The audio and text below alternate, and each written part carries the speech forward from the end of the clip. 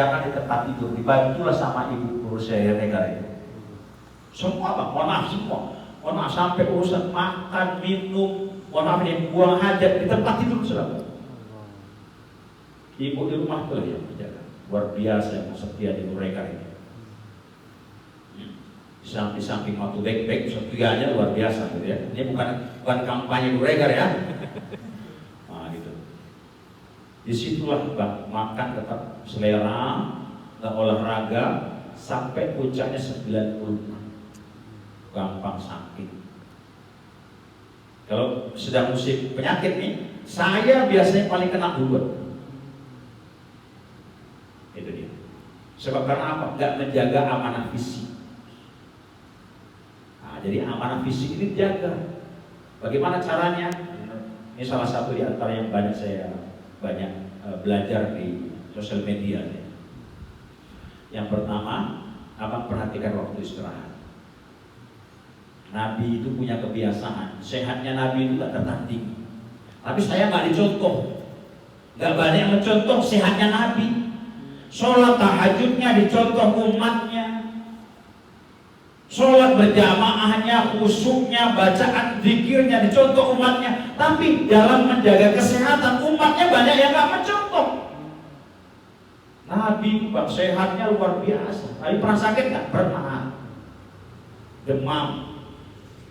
Menjelang wafat Nabi demam tinggi. Tapi hanya itu, gak ada yang Nabi diabetes gak ada. Nabi stroke gak.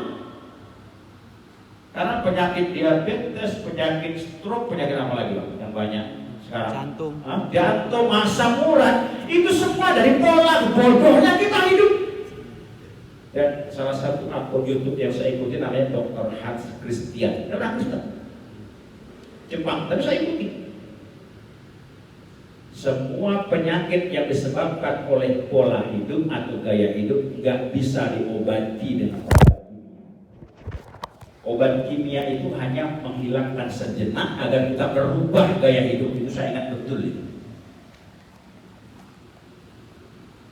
Jadi pagi apalagi malam gak pernah lagi masuk ke mulut saya lontong, gorengan, halal semua halal, tapi gak toib. Konsep Qurannya bagaimana? Halalan toibah.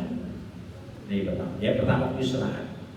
Nabi itu setiap habis sholat isya, Nabi cepat duduk tidur, istirahat.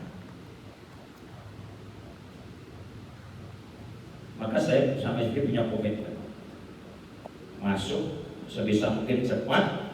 Apalagi kalau sudah, karena saya malam Selasa, Rabu, Kamis, Jumat itu selalu ada jadwal isi pengajian. Pulang secepat mungkin. Dan kalau sudah masuk ke dalam kamar, komitmennya jangan bawa HP ke dalam kamar. Nengok Al-Quran 5 menit udah macam 3 jam. Tapi nengok HP 2 jam macam baru 5 menit. Ya kan? Gitu kan?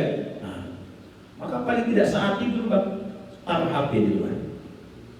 Lalu nanti gak terdengar alarm mau kayak mana kuatnya. Kalau nggak tekan bangun molor juga terus, ya kan? Ini pengalaman orang di sana nih, di sini nggak ada kan? Nggak ada jauh beda. Waktu istirahat bang, segera bang, abang kakak praktek kan? Paling tidak bang, saat dimana abang sama kakak punya target, kerjain skripsi atau buat tugas apa saja, cobalah, apalagi kalau bisa tiap malam ya, cobalah gunakan waktu 1/4 malam terakhir itu di situ beraktivitas. Ya, mungkin kerjain makalah atau buat tugas akhir kuliah atau malah mungkin belajar.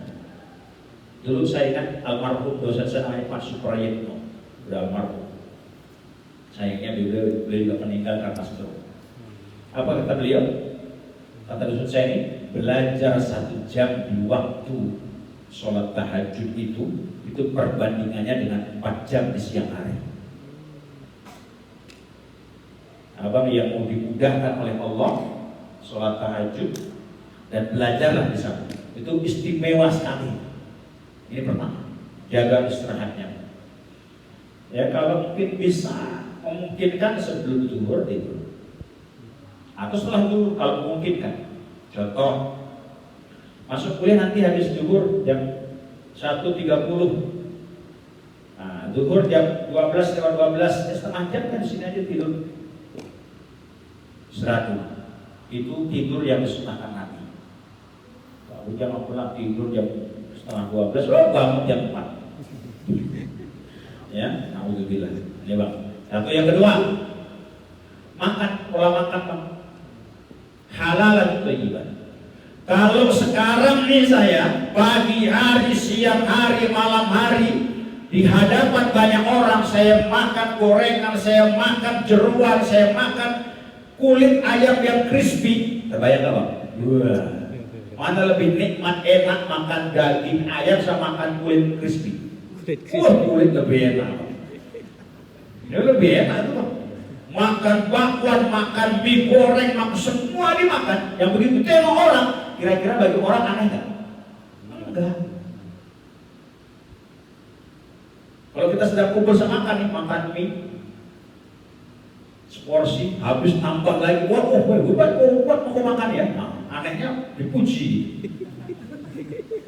Tapi kalau pagi hari sarapannya kita jaga yang kukus, yang rebusan, menghindari gorengan, orang anggap aneh. Ngapain kok diet? Nah, kan? Ngapain kok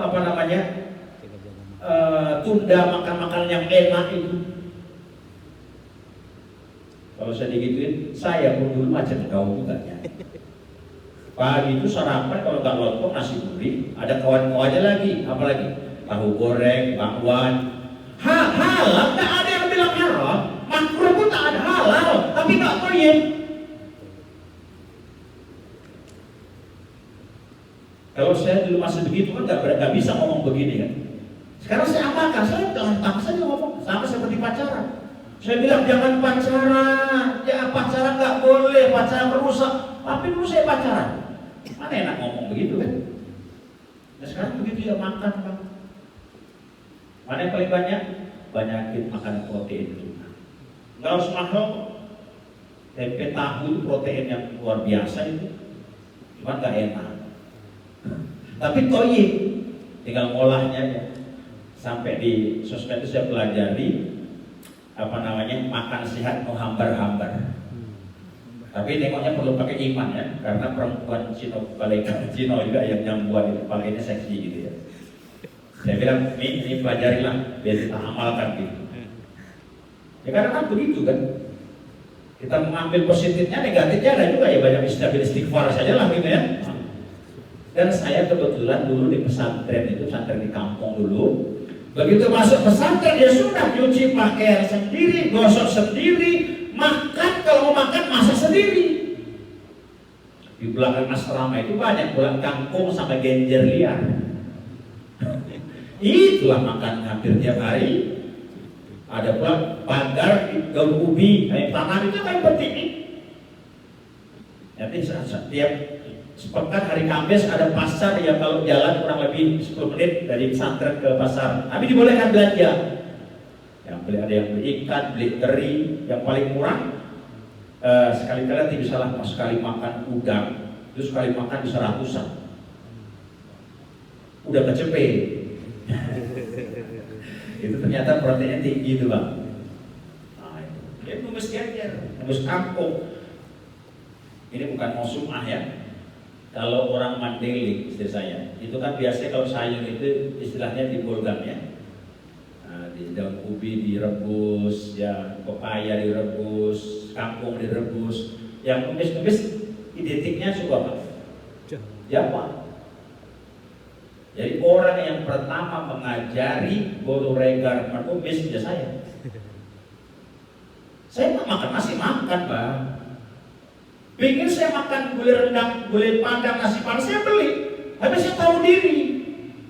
Nggak pagi hari itu, nggak siang itu, nggak malam itu juga terus. Enggak, tahu diri saya.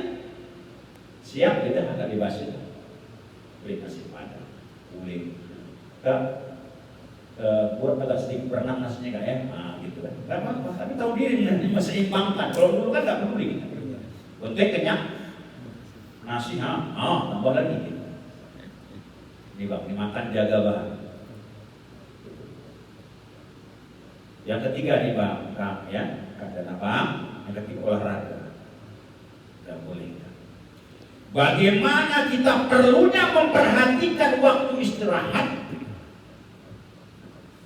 Gak ada orang kan yang gak tidur satu hari satu malam umumnya. Bagaimana kita perlunya memperhatikan makanan, begitulah perlunya kita memperhatikan olahraga. Kalau sekiranya bisa hidup sehat tanpa berolahraga, itulah yang akan dipilih banyak orang.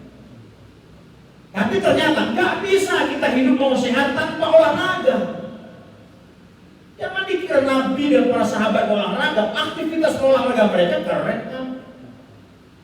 Luar biasa. Di Mekah itu nggak ada laut, tapi apa kata Nabi? Alimu auladakum sibaha atau warimaya. Di Mekah nggak ada laut, tapi Nabi katakan, ajari anak kamu apa? Berenang dan memanah. Salah satu olahraga hobi Nabi ya, jogging. Kadang lomba dengan Aisyah. Di antara olahraga Nabi apa? Menjaga keseimbangan dengan berkuda. Sampai sekarang ini sudah Nabi yang belum saya amalkan. Pernah saya coba, tapi ngeri juga di atas kuda itu. Ya, kalau sudah biasa coba, itu ada yang luar biasa ya, akhwat solihah dari pesantren mana itu lomba apa namanya memanah di atas kuda, juara 1 dia tingkat dunia. Luar biasanya solihah ya, tutup aurat, sambil berkuda langsung memanah. Nabi itu keren itu kenapa? Sunnah Nabi itu. Sampai apa kata para sahabat? Nabi kira ada puluhan tentara yang datang. Saking karena apa suara kaki kuda, ternyata Nabi sendiri yang datang. Saking karena kencangnya Nabi naik kuda itu. Dan kalau saya tanya abang-abang sama kakak sekalian, kakak tahu nggak? Atau abang tahu nggak? Semenjak diangkat sebagai Nabi, usia berapa Nabi Muhammad itu berperang? Saya tahu 50 sekian tahun. Awal 50 Nabi berperang. Sampai wafat berapa peperangan? 17 kali. Kalau berperang itu butuh fisik yang sehat. Oh sangat lah. Bahkan itulah yang kita. Kalau orang diabetes, orang stroke, mana bisa berperang? Bawa diri aja kerepotan. Nabi usia 50 tahun awal disitulah berperang 17 kali. Berarti Nabi itu keren lah. Baca kitab Syama'il An-Nabawiyah, Syama'il Muhammadiyah, digambarkan seperti apa? Dada Nabi itu bidang. Dada Nabi itu bidang. Itu mengapa kalau nanti yang ikut, yang datang ke tempat-tempat fitness, yang datang ke tempat-tempat nge-gym itu orang-orang macam apa yang soleh ini, niatnya olahraga, ibadah sama Allah. Kalau nanti usia panjang sampai 60-70 tahun, usia panjang, tetap bisa menikmati ruku, sujud sama Allah. Sekarang banyak orang usia 50 tahun, Allah, lagi mulutnya kan? Sebab karena apa? Sunnah Nabi dalam menjaga kesehatan gak dicontoh. Tapi dilemanya abang kakak.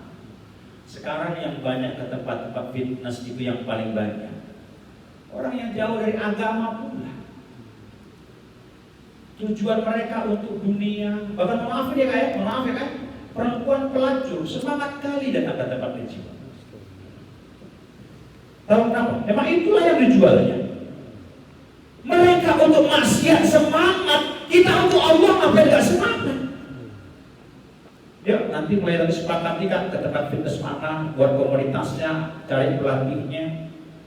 Saya awal nge-gym itu saya pakai pelatih 2 bulan, 1 bulan 750. Sekarang sudah ngerti, saya main sendiri. Istri saya ajak saya latih sendiri. Anak saya nomor 1 udah nge-gym hampir tiap malam.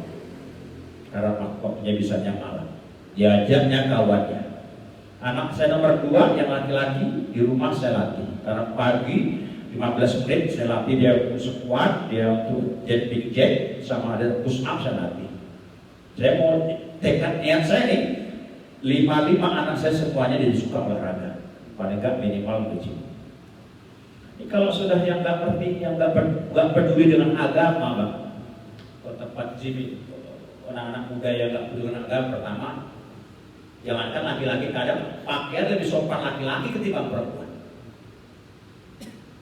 Tapi ada di Maryland itu namanya MC Gym, termasuk istri saya, member perempuannya itu banyak pagi hari yang main berjilbab. Beberapa yang tak berjilbab akhirnya berjilbab. Ada yang karena malu gak datang lagi main pagi, nyari waktu sore yang banyak orang berpakaian tapi seperti telanjang. Gitu. Nah, ini karena mereka gak beragama, memang tujuannya untuk penampilan saja.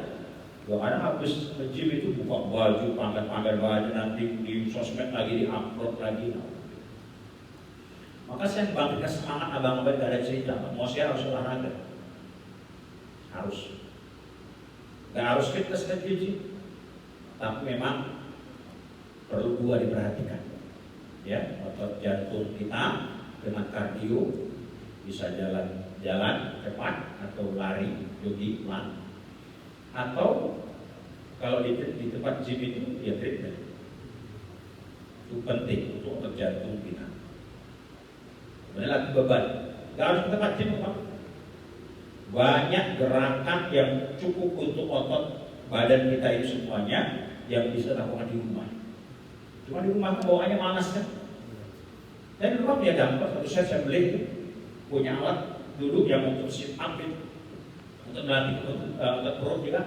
Tapi di rumah malas.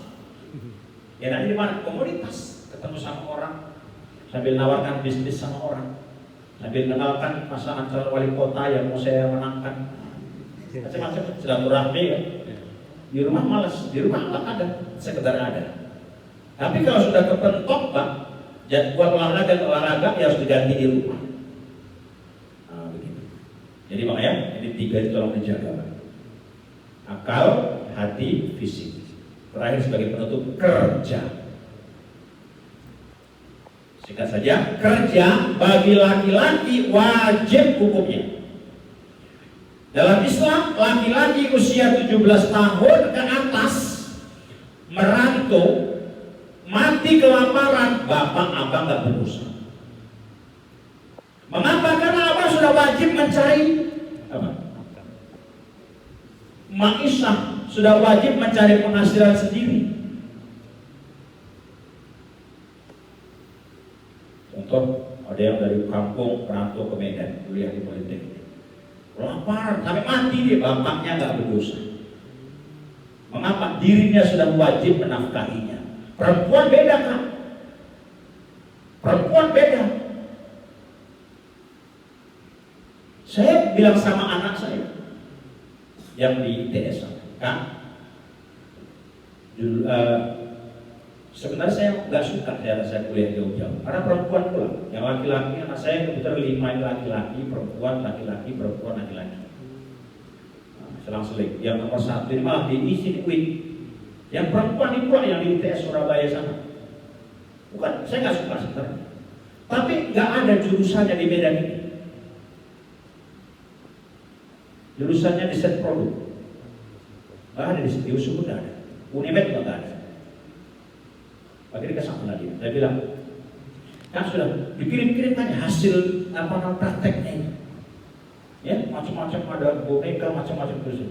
Kan sudah bisa nih kan mulai dijual.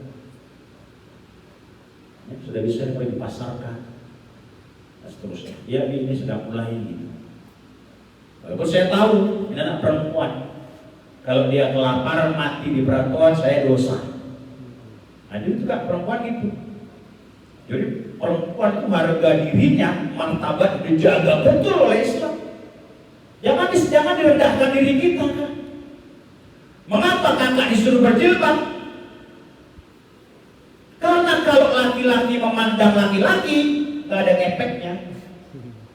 Tapi kalau laki-laki memandang perempuan yang buka aurat, dari situlah problemnya. Mengapa disuruh berjilbab? Untuk itu, untuk meredam. Sampai ada surah An-Nisa dalam Al-Quran, ada surah Ar-Rijal, apalagi surah Lanang-Lanang. Surah An-Nisa dimuliakan. Kalau begitu Kak, ayo Kak, saya bilang Kak, ikuti Kak cara Islam bagaimana memuliakan perempuan. Ikuti saja. Mau jadi perempuan yang baik, ikuti. Mau jadi ibu yang baik, ikuti. Di rumah tangga itu 20%-nya interaksi bapak dengan anak-anaknya, 80% dengan siapa? Ibunya. Bayangin bagaimana kalau seorang ibu yang tak sholat, anaknya pun akan ikut ibunya. Mengapa ada anak gadis keluar rumah nggak pakai jilbab, nggak malu? Ya mungkin mamanya begitu juga. Ini kadang saya perhatikan pagi-pagi ibu-ibu antar anak TK-nya lucu, naik sepeda motor, pakai lucu ada TK-nya, bukan mamanya yang lucu ya. Anaknya lucu, pakai jilbab, imut-imut, cantik gitu ya. Begitu mamanya dengan mamanya pakai pakaian tali kacang. Nauzubillah. Nah, ini pernah ada pengajian saya di Debak Taman Sari itu, ada ibu-ibu ya. Ada ibu-ibu tuh habis pengajian nanya, ngomong Pak Ustaz, kenapa Ustaz ya, anak saya ini sudah mau tamat kuliah ini. Cuman kalau saya suruh pakai jilbab payah kali. Pakaiannya ketat, berat ketat. Kadang pakai jilbab pun Ustaz diikat di leher, nampak agak tubuhnya. Gimana caranya Ustaz ya? Saya heran. Ibu ini pakaiannya syar'i. Boleh saya tanya, apa itu Ustaz? Ibu pakaiannya syar'i. Bagus pakaian ibu ini. Kok bisa naik begitu Bu ya? Ah, ini lah Ustaz, alhamdulillah Ustaz. Semenjak 3 tahun ini saya pakai pakaian syar'i begini. Nah, ketemu sebabnya anaknya kenapa nggak juga kan? Saat anak perempuannya ingin contoh, nggak dapat dari ibunya. Nanti Bang, kalau Abang punya anak laki-laki, jangan sampai anak laki-laki Abang sholat pakai mukena. Ya? Laki-laki. Jangan sampai Kak, nanti Kakak punya anak perempuan sholatnya pakai peci. Kenapa? Mamanya nggak pernah tengok sholat. Dia kerja. Jadi Kak silakan. Perempuan bekerja boleh tidak? Boleh. Kalau belum nikah bilang sama bapaknya. Minta itu Kak. Ya, ini ada bisnis, ada kerjaan, izin ya. Usahanya gini. Minta doakan. Tapi nggak wajib. Kalau laki-laki Pak nggak harus izin Pak. Memang sudah wajib Abang mencari penghasilan sendiri. Kalau perempuan sudah menikah, mau kerja, boleh nggak? Boleh. Izin siapa? Izin suaminya. Sampai ini gerakan kakak-kakak yang perempuan Kak. Kakak perempuan sampai mati, kalau sampai mati dia tidak bernikah, sampai mati tidak menikah, atau sampai usia 50 tahun dia belum menikah, tetap saja tidak wajib bekerja. Tidak wajib bekerja dalam artian mencari penghasilannya. Kalau perempuan di rumah juga ada istilah nganggur. Kalau laki-laki di rumah ada nganggur namanya. Ya, berarti bagaimana? Perempuan sampai usia 50 tahun belum menikah, tetap tidak wajib mencari penghasilan. Tetap wajib dinafkahi oleh bapaknya. Bapaknya mati, nafkahi oleh saudara laki-lakinya. Enak gak perempuan? Dimuliakan tidak? Ada yang sampai 50 tahun gak punya suami? Ada yang mau nanti? Enggak ya? Ini permisalan. Kalau laki-laki sampai Bang bekerja ini disamakan sama Nabi seperti jihad. Ada orang tua yang protes. Nabi tengok anak muda itu, sayang kali tenaganya hanya untuk dipakai kerja. Coba dipakai untuk berjihad. Moyo kali kerja keras kaya untuk dunia ini. Bahasa tanya begitu. Nabi bilang apa? Jangan begitu. Jangan begitu kalian. Kalau dia bekerja keras nih, mungkin jualan ini itu macam sebagian bisnis kalau sekarang gitu ya, offline online.